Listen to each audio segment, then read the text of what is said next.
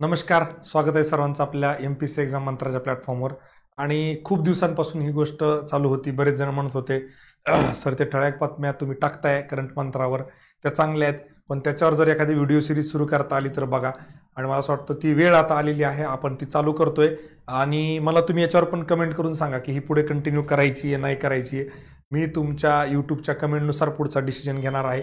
अर्थातच maximum initiative जे आहेत आपले स्टुडंट ड्रिव्हन असतात, विद्यार्थ्यांच्या मागणीनुसार असतात. परत मी एकदा इथंच विचारेल तुम्हाला सगळ्यांना हे आवडतंय का, पुढे जायचंय का?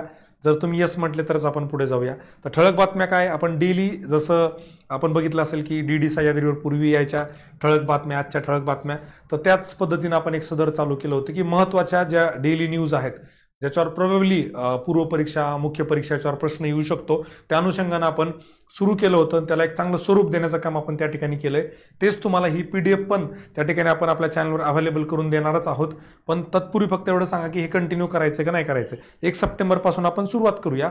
पुढच्या काही दिवसांमध्ये मागचा बॅकलॉग क्लिअर करून मग डेली आपल्याला ते क्लिअर करता येईल. आता 1 सप्टेंबर 2025 ची न्यूज आहे, तर त्याच्यामध्ये ठळक बातम्या जेव्हा बघतो आपण, हे करंट मंत्र नावाचं आपलं टेलिग्राम चॅनल आहे. या टेलिग्राम चॅनलची लिंक तुम्हाला आपलं जे मेन चॅनल MPSC एक्झाम मंत्र तिथे मिळून जाईल. तर त्याच्यावर आपण ह्या डेली ठळक बातम्या टाकत असतो. आणि याचे सगळे जे सोर्सेस आहेत ना, याचे सोर्सेस सगळे गव्हर्नमेंटचे पब्लिकेशन्स, PIB असेल किंवा गव्हर्नमेंट ऑफ महाराष्ट्र जे आहे त्याचे काही गोष्टी असतील, ह्या इथूनच घेतो आपण. म्हणजे स्टँडर्ड त्या ठिकाणी कंटेंट आणि त्या गोष्टी तुम्हाला त्या ठिकाणी बघायला मिळतील.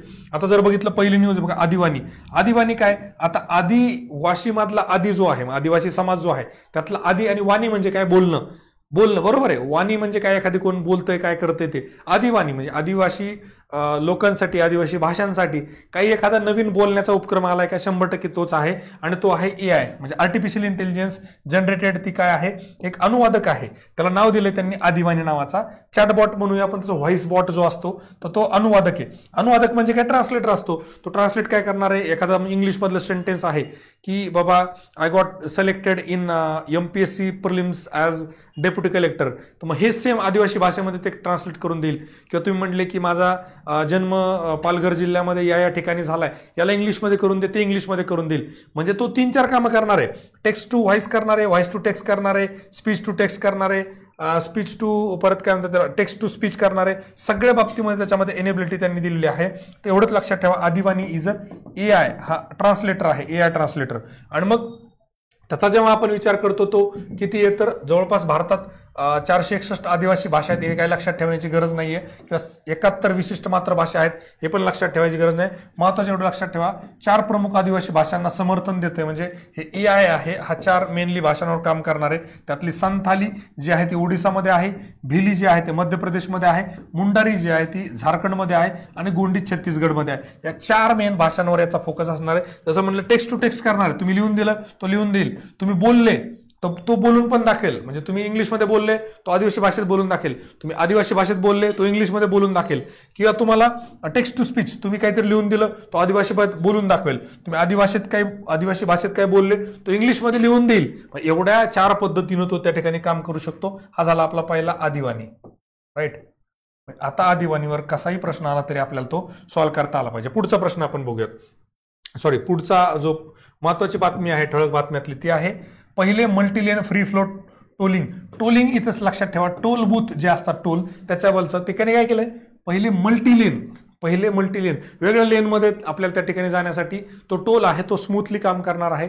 आणि ॲज युजल मी जसं करंटच्या बॅचमध्ये नेहमी सांगत असतो की पहिलं जे येतंय ते आजकाल गुजरातमध्ये येतंय. परत हे होतंय गुजरातमध्ये. फक्त आपल्याला ते लक्षात काय ठेवायचं की नॅशनल हायवे 48 वर त्यांनी ते चालू केलेलं आहे. 84 C प्लाझावर त्या ठिकाणी, फ्री प्लाझावर त्या ठिकाणी त्यांनी लागू केलेला आहे. एवढं लक्षात ठेवा. हा जो national highway authority of India जो आहे त्याचा उपक्रम आहे. याच्यामध्ये IHMCL आणि ICICI बँकेनं सहभाग नोंदवलेला आहे. आणि काहीच नाही, याच्यामध्ये त्यांनी RFID जे असतं, फास्ट रीडर जे असतात आपले, फास्टॅग वगैरे ते, आणि ऑटोमॅटिक नंबर प्लेट रिकॉग्निशन जे HSRP नंबर प्लेट आजकाल दिल्यात, ह्या दोघांचा वापर करून स्मूथली तुम्हाला त्या ठिकाणी वेटिंग करायची गरज नाहीये. तुमचं टोलची जी काय फीस आहे ती ऑटोमॅटिक कट होईल आणि तुम्हाला पुढे जाता येईल. फक्त एवढीच गोष्ट आहे ही न्यूज महत्वाची. काय, गुजरातमधील NH48 मध्ये सुरू केलेली आहे आणि national highway authority of India त्यासोबत सहभाग या दोघांनी घेतलेला आहे. टेक्नॉलॉजी वापरली, RFID आणि ऑटोमॅटिक नंबर प्लेट रिकॉग्निशन, या 2च गोष्टी त्या ठिकाणी 3 गोष्टी आपल्याला या न्यूजच्या बाबतीमध्ये महत्त्वाच्या आहेत. बाकी आता बघू, पहिला मोबाईल टेम्पर्ड ग्लास कारखाना. टेम्पर्ड ग्लास तुमच्या आमच्या मोबाईलमध्ये आजकाल जो मिळतो, रस्त्याला 50 रुपयात मिळतो, तो मोबाईलचा टेम्पर्ड ग्लास होय. तो आता आपण मेक इन इंडियाच्या अंतर्गत भारतामध्ये बनवणार आहे. आणि तो भारतामध्ये बनवताना काय करणार आहे, तो कुठे सुरू केलाय, भारताने नोएडामध्ये त्याची फॅक्टरी सुरू केली आहे किंवा थोडक्यात. आणि ते कोण करणार आहे, कॉर्निंग, एक यूएसची कंपनी आहे. तर तिनं काय नेलं, इंजिनियर्स बाय कॉर्निंग असं नाव त्या ठिकाणी त्या प्रीमियम ब्रँडला दिलेलं आहे. आणि तो नोएडा म्हणजे कुठं, उत्तर प्रदेश किंवा दिल्लीच्या बाजूला जे नोएडा आहे त्या ठिकाणी हा टेम्पर्ड ग्लासचा कारखाना सुरू झाला. एवढीच छोटीशी लक्षात ठेवा. पुढचा बघा, 2025चा 67वा रॅमन मॅग्सेसे पुरस्कार. याच्यावर अधूनमधून आयोगानं प्रश्न विचारलेले आहेत, त्यामुळे आपल्यासाठी हे फार महत्वाचं आहे.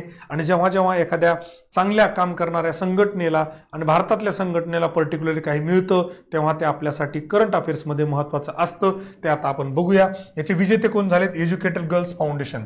एज्युकेट गर्ल्स फाउंडेशन नावाचा जो ऑर्गनायझेशन आहे, त्या ऑर्गनायझेशनला 67वा रामन मॅग्सेसे पुरस्कार जो 2025 मध्ये दिला जातो. जो कोण देतं, फिलिपाईन्स देतं, तो दिला गेलेला आहे. या ऑर्गनायझेशनची, एज्युकेट गर्ल्स फाउंडेशनची जी संस्थापक आहे ती आहे सफीना हुसैन. आणि सफीना हुसैन या महिला आहेत आणि त्या एका मायनॉरिटीमधून बिलॉंग करतात. त्यामुळे एमपीसीसाठी आपल्यासाठी हा खूप महत्वाचा आहे. भारताच्या दुर्गम भागातील शाळा बाह्य मुलींसाठी शैक्षणिक परिदृश्य बदलण्यासाठी एनजीओ अथक प्रयत्नांना हा पुरस्कार मान्यता देतो. कुठला हा पुरस्कार जे काय आहे ते शाळाबाह्य मुलींसाठी शैक्षणिक परिदृश्य. आता पुरस्काराबद्दल काय, हा आपल्याला माहिती आहे 57 मध्ये आलेला आहे. रॉकफेलर ब्रदर्स फंड आणि फिलिपाईन्स सरकारद्वारे दिला जातो. दरवर्षी 7 नोव्हेंबरला त्या ठिकाणी हा अवॉर्ड दिला जातो. भारतातील मागचे विजेते, याच्यावर प्रश्न येऊ शकतो, ते आपल्याला लक्षात ठेवणं फार गरजेचं आहे. त्यातलं जर बघितलं तर अरविंद केजरीवाल यांना त्यांनी दिलेला होता, दिल्लीचे माजी मुख्यमंत्री 2006 मध्ये. रवीश कुमार यांना दिला होता पत्रकारितेसाठी 2019 मध्ये. हा लेटेस्ट आहे, रवीश कुमार यांना दिलेला रॅमन मॅग्सेसे पुरस्कार. त्यानंतर बेजवाडा विल्सन, कार्यकर्ताच आहे, त्याला 2016. नाव असं वाटतं आपल्याला बेजवाडा विल्सन कुठलं तरी बाहेरचं आहे, पण तो व्यक्ती जो आहे तो भारतीय आहे, ही गोष्ट लक्षात घ्या. सोनम वांगचुक जे काय म्हणतात त्याला, याच्यामध्ये लडाखमध्ये काम करतात, ते पर्यावरण तज्ज्ञ आहेत, त्यांना 2018 मध्ये दिला होता. पुढची महत्वाची, याच्यावर ऑलरेडी एमपीसीनं PYQ विचारलेला आहे करंटमध्ये. राष्ट्रीय पोषण सप्ताह 2024चा जो आहे तो 1 ते 7 सप्टेंबर दरम्यान असतो. म्हणजे हा जो आठवडा 1 ते 7 सप्टेंबर, याच्यामध्ये राष्ट्रीय पोषण माह आपण करतो. त्याची थीम होती चांगल्या जीवनासाठी योग्य खा. योग्य खा, तळलेलं, चमचमीत, तांबडा, पांढरा असं नका खाऊ. त्याने काय म्हटलेलं आहे की चांगल्या जीवनासाठी योग्य खा, जे योग्य आहे, जे न्यूट्रिशियस आहे, जे बॅलन्स डाएट आहे, असं खा. त्यांची ही थीम आहे 2025ची. राष्ट्रीय पोषण सप्ताहाची स्थापना 1975ला, एवढा जुना आहे, ही गोष्ट लक्षात घ्या. आणि तो कोणी अमेरिकन डाएट असोसिएशन ADA जे आहे याच्या सदस्यांनी केली, ज्याला आता अकादमी ऑफ न्यूट्रिशन अँड डायबेटिक्स म्हणून ओळखले जाते. अशा प्रकारच्या ह्या 5 न्यूज, त्यातली 6वी न्यूज आणि महत्वाची, मला असं वाटतं त्याच्यावर एक व्हेरी व्हेरी इम्पॉर्टंट, याच्यावर एखादा प्रश्न येईलच, कारण ही खूप मोठी अचिव्हमेंट आहे किंवा खूप मोठी एक न्यूज त्या ठिकाणी आहे. आणि याचं उद्घाटन माननीय पंतप्रधान नरेंद्र मोदी यांनी केलेलं आहे. भारत का समय, पृथ्वी का समय, ही टॅगलाईन त्याची. भारत का समय, पृथ्वी का समय. काय केलंय, विक्रमादित्य वेदिक घडी किंवा ज्याला वेदिक घड्याळ आपण म्हणतो, हे बघा, वृश्चिक, सिंह, बालव, हे सगळ्या गोष्टी त्या ठिकाणी दिल्या आहेत. आणि हे कुठं झालेलं, उज्जैन. याचे जे मुख्यमंत्री डॉक्टर मोहन यादव, MP जे मुख्यमंत्री आहेत, तर ते आपल्याला त्या ठिकाणी बघायला मिळतं. लोकार्पण कोणी केलंय, मुख्यमंत्री डॉक्टर मोहन यादव द्वारा. आणि कधी, 1 सप्टेंबर 2025ला. 1 सप्टेंबर 2025च्या बातम्या आपण बघतोय.